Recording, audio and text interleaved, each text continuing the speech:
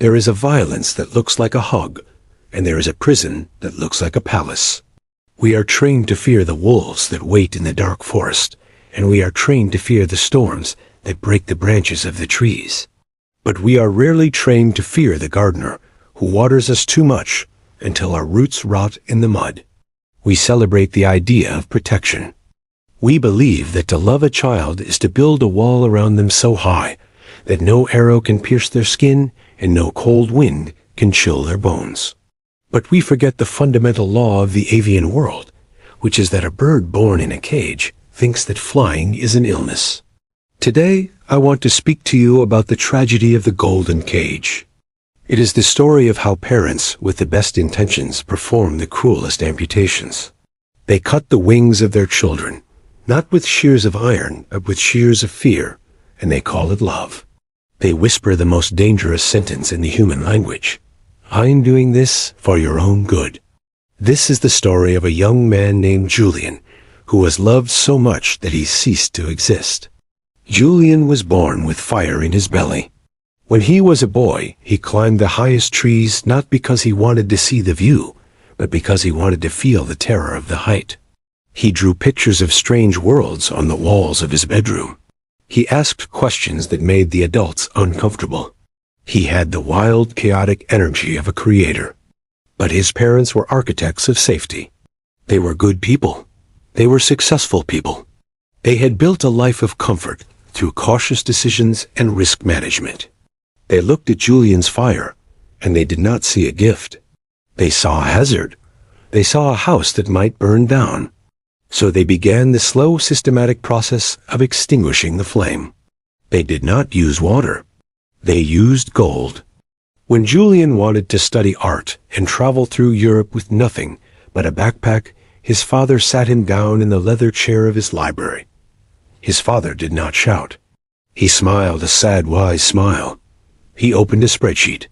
He showed Julian the cost of living. He showed him the statistics of starving artists.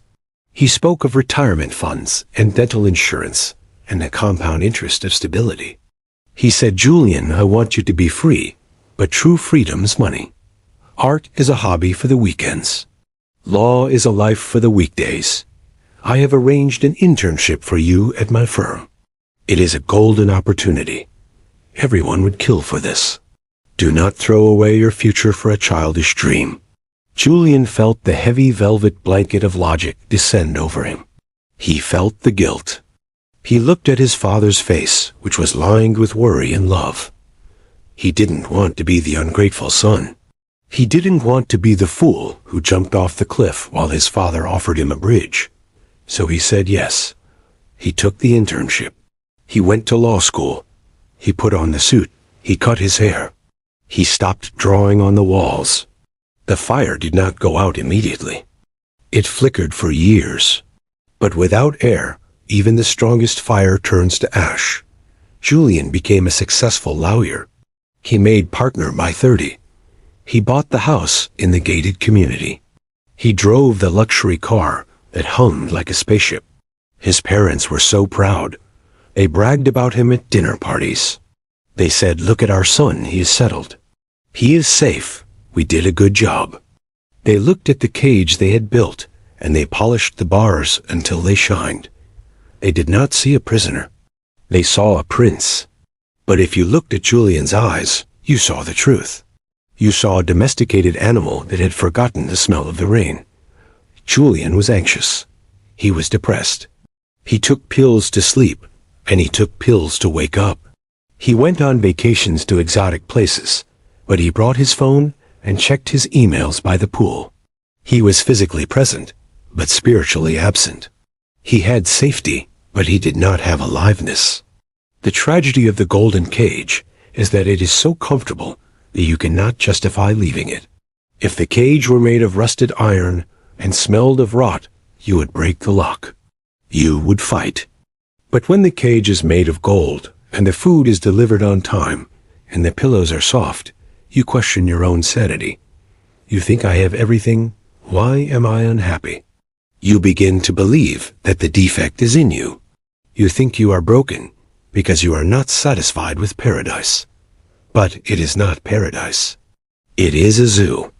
And in the zoo, the animal survives, but the spirit dies. Julian's parents did not clip his wings because they hated him. They clipped his wings because they were terrified of his flight. They projected their own fears onto him. They saw the world as a place of danger and scarcity. They wanted to clone their own survival strategy into their son. They wanted immortality. If Julian followed their path, it validated their choices. If Julian went his own way and succeeded, it would have terrified them, because it would have proven that their caution was unnecessary. Parents often kill the dreams of their children to protect the validity of their own compromises. I remember meeting Julian when he was 40. He looked 60. We sat in a park and watched a group of teenagers skateboarding. They were falling. They were bleeding. They were laughing. Julian watched them with a hunger that was painful to witness. He said to me, "I have a net worth of $5 million, and I would trade every cent of it to be that kid with the scraped knee." I never scraped my knee. My parents put pads on me before I even learned to walk. I have never failed. And because I never failed, I never learned who I am. I am a construction of their anxiety. I am a monument to their fear. I looked at him, and I saw the cost of the free help. I saw the cost of the good advice. I told him, "Julian, the door is not locked. The cage is open. You can walk out." He shook his head. He touched his expensive watch. He said, "I can't. I have the mortgage. I have the expectations. I have the reputation. I have forgotten how to hunt. If I go into the wild, now I will starve. I am too old to learn how to fly." This is the curse of the well-meaning parent. By removing the obstacle, you remove the muscle. By removing the risk, you remove the glory. A child who is never allowed to be cold never learns how to build a fire. A child who is never allowed to get lost never learns how to read a compass. We think we are being kind when we carry them, but we are actually crippling them. We are stealing their victory. We are stealing their story. A story without conflict is not a story, it is a brochure. And Julian lived the life of a brochure, glossy, perfect, and completely two-dimensional. To the parents who are listening, I ask you this: what is your goal? Is your goal to raise a pet, or is your goal to raise a human? A pet is safe indoors. A pet is fed. A pet is obedient. But a human is designed for the storm. A human is designed to adapt and to overcome and to create. When you steer your child away from their passion because it doesn't pay enough, you are telling them that money is God. You are telling them that their soul is a commodity to be sold to the highest bidder. You are teaching them prostitution of the spirit. You say, "I don't want them to suffer."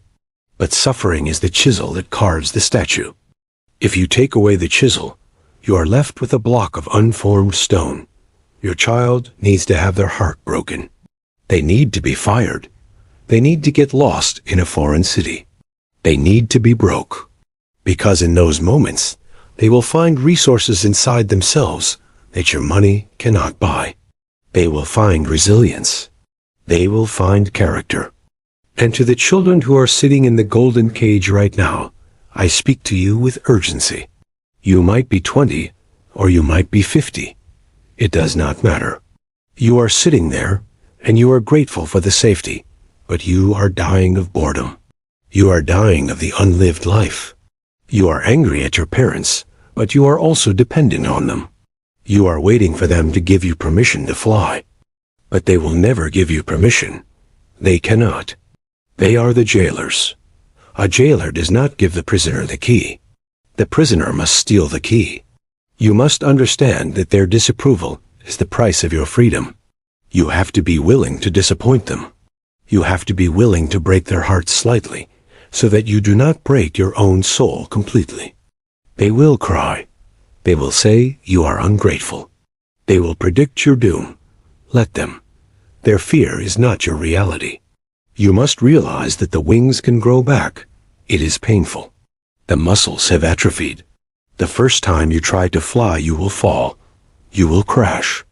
And your parents will be there standing at the window of the golden cage, shouting, "I told you so. I told you it was dangerous. Come back inside." Do not listen. Stand up, wipe the blood from your mouth, and jump again. The air outside the cage is thin and cold, but it is yours. The food you catch yourself might be scarce, but it will taste better than the feast served in captivity.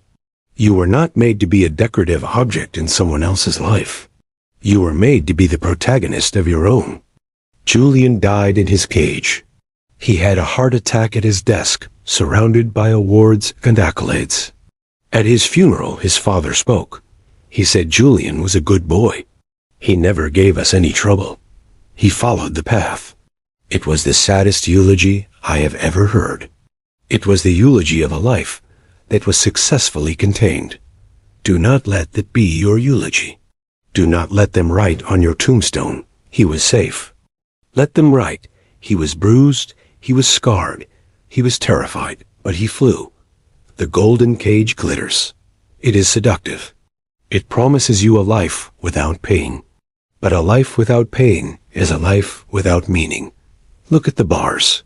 They are made of your parents' expectations. They are made of your fear of disappointing them. But you are not their property. You are alone from the universe. And the universe expects a return on its investment. The universe expects you to sing your own song, not the song that was taught to you. Break the bars. Melt the gold. Sell it and buy a compass. Walk away from the safety. Walk toward the thunder. Because the thunder is where the lightning lives, and you are lightning caught in a bottle. Smash the bottle, and be what you were born to be.